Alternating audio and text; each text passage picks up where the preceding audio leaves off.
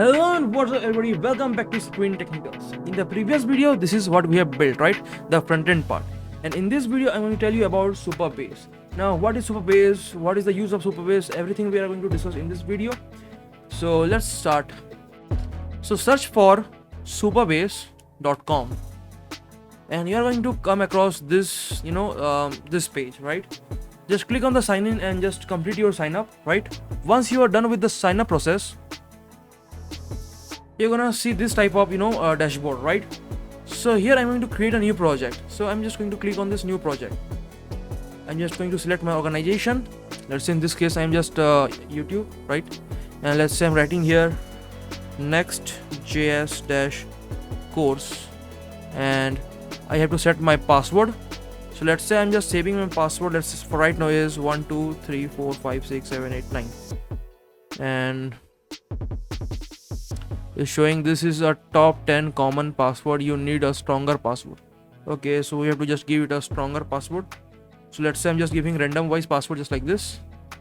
I'm just going to copy this password and then just click on this. I'm just going to select, you can just select the region. So for right as I'm in India, so I'm going to select this South Asia, Mumbai, create the new project.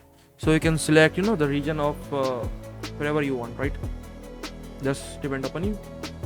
Okay, now I'm just going to open my VS code just like this, and I'm going to, let's say in this block folder I'm going to create a file with .env for our local environments, and here I'm going to save my Supabase password, Supabase pass, just like this. But there is no need of, we're not going to use this, but for safety I'm just saving this thing, right? Okay, now let's go back to the browser, and here you are going to find this anon public key. Just copy this public key right here, Supabase underscore, it is Supabase underscore pub. Okay, right here. Okay, Supabase underscore public, I hope so, public and non key. Let's say I'm writing just like this and pasting the key at this point, right? Save this thing. Now we need this URL even, so just copy this URL.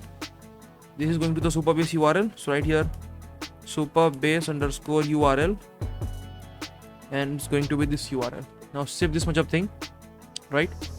Now come here and let's first search for Supabase. It is okay, it should be in small. So Supabase Next.js, simply search this thing and you're going to find this documentation. Click on this link and you're going to see this documentation at this point. Go down, and here you're going to find this thing, npm install this @supabase/supabase -js@rc. So we need to install this thing first, right? So what I'm going to do is I'm going to just copy this much of thing and then just go to your VS code, obviously press Ctrl C, right here, yarn, right, add, paste this thing. Okay, we have to paste that thing. Okay, right here, clear, right here, yarn, add, paste it just like this and hit enter. So it's going to install the Supabase package for us.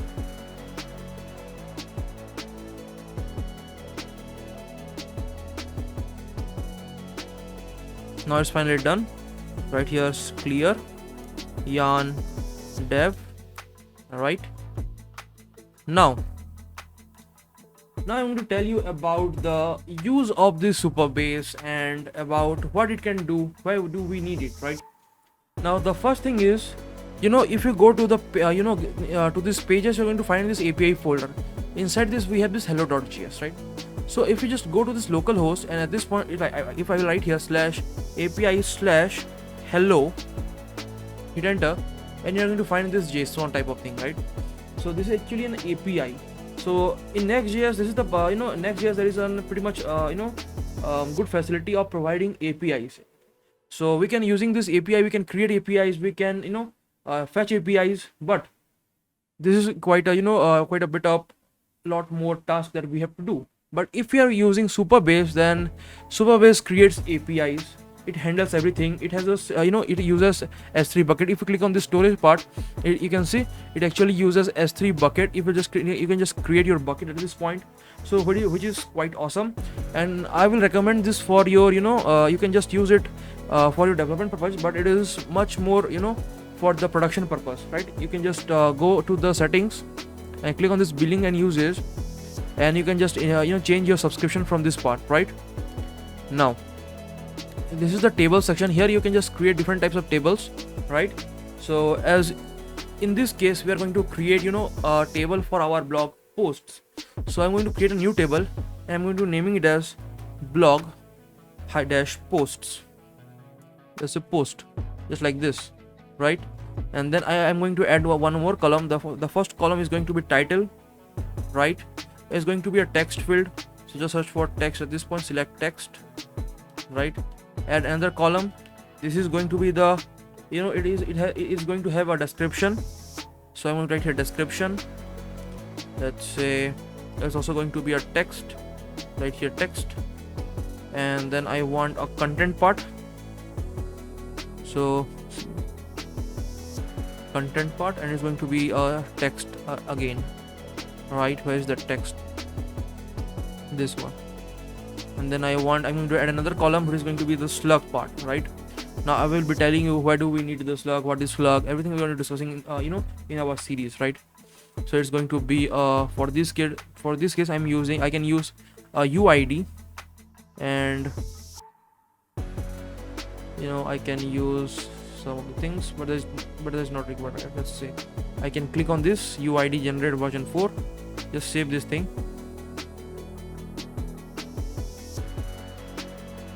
and it's going to create our table. Right now, in the meanwhile, just go to your VS Code at this point, and then here we are going to do some configurations for our Supabase, right?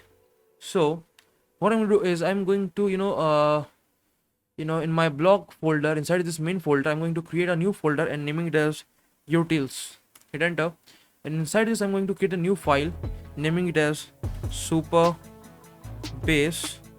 client.js, right? And here I'm going to import the create client from Supabase client, right? So I'm right here import create client, just like this, from it is @Supabase/Supabase.js, right? This is what I'm going to import, and after that we are going to configure our that is this things, that is Supabase, this anon key, and this URL, right? So I'm going to write here const, and we're going to write here Supabase URL, and it's going to be our process.env. We're going to fetch that from our environment variables. So what is that? Let's open this, and I want this URL, copy, paste just like this, and then I'm going to write here const. It's going to be the anon key, so anon key is equals to process.env dot, just copy this Supabase public anon key and then paste it at this point. Save these things. Now we're going to link our Supabase with this. So I'm going to write here export, export const. I'm going to write here Supabase. Actually, I'm just going to create an instance of this, right? So Supabase is going to be create client, and it will accept the Supabase URL and the Supabase anon key. So right here Supabase URL and comma anon key, just like this. Save this much of thing, right? And Control C. I'm going to restart the server again. Yeah. Okay. Now let's come to this point. You can see our table has been created. Now let's say I can just create a post at this point. Let's say I'm just inserting another row, so the ID will be automatically set up. So I'm writing here, let's say Next.js tutorial, right? This is tutorial, yeah, the spelling is correct, and just give a hyphen at this point, just like this. And the description is going to be, this is an amazing tutorial, right? I'm going to copy this thing. Okay, not this. I'm going to copy this thing, Command C, paste it just like this, and I'm going to paste the same thing in the content event, right? And just save this thing. And you can say we have just created a post at this point. Right now our work is to fetch this post to our front end part, right, to our local host, to this section. We have to just fetch that, and once we fetch that, we have to display it, or you can say we have to map all those things to in our front end, right? So in the next video we're going to see that how can we fetch the things and how can we display our post in our front end part. So thanks for watching this video, guys, and I will see you next time.